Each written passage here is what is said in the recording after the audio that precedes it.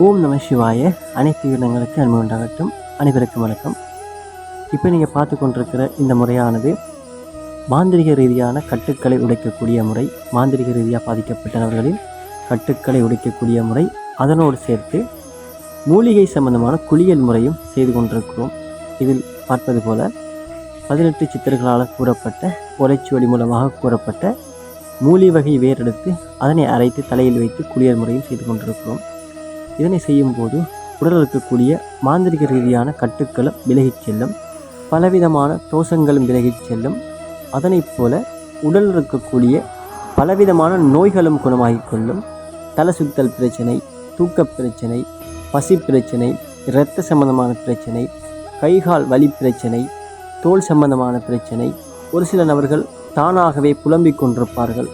நாம் எதை செய்கிறோம் என்று தெரியாமல் தானாகவே புலம்பிக் கொண்டிருப்பார்கள். அவர்களுக்கான பிரச்சனை.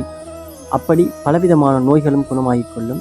இக்குளியல் முறையை நீங்கள் செய்யும் போதும் இது மண்டி பூங்கா பூசை கிடையாது. இது மூலிகை சம்பந்தமான மாந்திரிக சம்பந்தமான குளியல் முறை. இது பற்றிய மேலதிகமான தகவல்களை அறிந்து கொள்ள தொடர்புக்கு 2 முகவரிகள் கொடுக்கப்பட்டிருக்கிறது. டிக்டாக், ஃபேஸ்புக் இப்படி 2 கொடுக்கப்பட்டிருக்கிறது. இதில் நீங்கள் தொடர்பு கொண்டு இதற்கான சந்தேகங்கள் ஏதும் இருந்தால் கேட்டு தெளிவுபடுத்தி கொள்ளலாம். ஓம் சிவாய நம.